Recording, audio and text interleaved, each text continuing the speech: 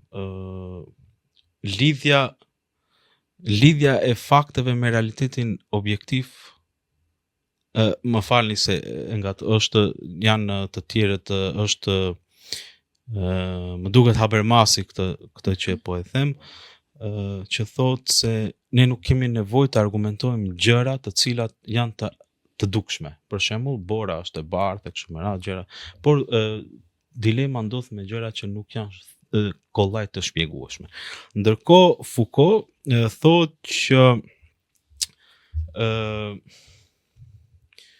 Foucault thoshte që e vërteta nuk është gjë tjetër përveç se ndërlidhje e pushtetit me dijen.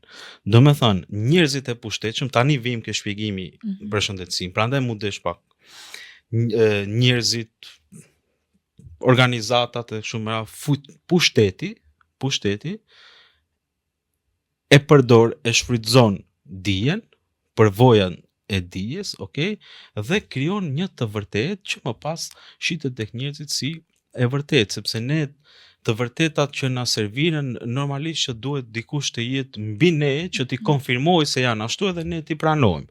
Dhe këtu vim në momentin e famshëm të vaksinave kundër COVID-19-s, që ishte një debat jashtëzakonisht i madh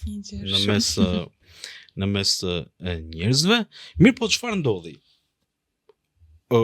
Organi kryesor, institucioni kryesor botëror, që është Organizata Botërore e Shëndetësisë, konfirmonte që të gjitha vaksinat që qarkullonin në treg, siç ishin 3, 4, 5, janë të dobishme, janë të provuara dhe janë të shëndetshme për njerëzit dhe mbrojnë nga COVID-19.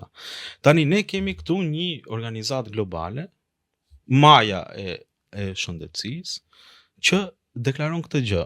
Qytetari i thjesht këtë gjë duhet ta marrë si të vërtetë, sepse nuk ka mundësinë vetë të shkojë të verifikoj deri në detaje përmbajtjen e vaksinës, do me thënë duhet ta marrë si fakt të vërtetë. Ndërkohë, kishte pafund shkencëtar të tjerë që bënin hulumtime që ngrenin pikpyetje për cilësinë e këtyre vaksinave, okay? Edhe ata ishin shkencëtarë, por thjesht ata nuk qëndronin ke norma, nuk ishin njerëz që aplaudonin ose aprovonin çdo gjë që thoshte OBSH-ja, por kishin një variant tjetër gjithashtu empirik, gjithashtu studimor që thoshin, shihni se është shumë herët për të vërtetuar një produkt të tillë, është një gjë shumë serioze dhe duhet një kohë më e gjatë për të parë nëse këto janë të shëndetshme për njerëzit. Sidoqoftë, unë nuk mund ta ndaj këtë gjë. Ajo çfarë po them unë është që kur një institucion kredibil thotë një gjë, ne e marrim si të vërtetë. A është kjo e vërtetë? Nuk e di. Mund edhe të mos jetë. Nuk e di, por kështu funksionon, domethënë. Po. Agron, se jemi te kjo fluska, le të themi, e dezinformatave, lajme të rremeve, për fund do të thoja, a është e rëndësishme që qytetarët të kenë një mendim kritik? Po, patjetër. E rëndësishme qytetarët nëse nuk ka mendim kritik, unë mendoj që një shoqëri ka marrë fund. Domethënë, pa mendim kritik, njerëzit thjesht i thon amin çdo gjëje që deklarohet dhe serviret nga qeverit, dhe jo vetëm nga qeverit, dhe niveli intelektual i një shoqërie matet sa është niveli kritik i të menduarit i asaj shoqërie. Domethënë, krejt zhvillimi njerëzor, se mbaj mend sa dim e sa s'dim, krejt është bërë me mendim kritik. As njerëzit konformist, njerëzit që pranojnë gjithçka, nuk shqetësohen për të provuar një gjë të re. Dhe ti kur nuk ngren pikpyetje në radhë të parë, kur nuk ke shqetësimin apo nuk ke kuriozitetin për të parë se ç'ndodh përtej kësaj gjës, atëherë me siguri që nuk ka zhvillim. Krejt ky zhvillim që ka ndodhur nga njerëzit që nuk janë pajtuar me realitetet e caktuara dhe kanë dashur diçka ndryshe dhe kështu jemi zhvilluar. Pra mendimi kritik na çon përpara. Diçka për Instagram për ta përmbyllur, kështu do të thoja. Po. Një mesazh, një diçka. Nga që jemi në minutat e fundit. Nuk kam ndonjë gjë speciale për të thënë. I ftoj të gjithë njerëzit që të jenë më të kujdesshëm në përdorimin e mediave sociale. I ftoj që të marrin me shumë rezervë informacionet që i ndjekin gjithandej. I ftoj të kenë kujdes në aspektin aq sa munden në verifikimin e informacionit, në kuptimin që të shohin nëse një lajm ka dalë këtu, prit të shohim a ka dalë edhe në media të tjera, të shohim kush e ka thënë, të shohim si është të prodhuar.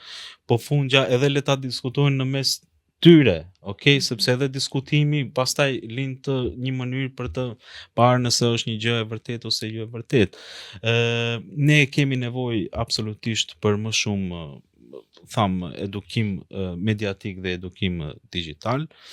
Moshat më të vjetra i porosisë mos besojnë videot që shohin me anakonda, video me anakonda, me luane dhe me tigra që shohin në për TikTokra edhe në për Instagrama, sepse të gjitha janë me AI, domethënë ju e keni parë që shpesh shokohen njerëzit që nuk kanë faj të shkretët, domethënë janë aq reale sa që është shumë e vështirë ti detektosh, duhet të njohësh kontekstin e kështu me radhë.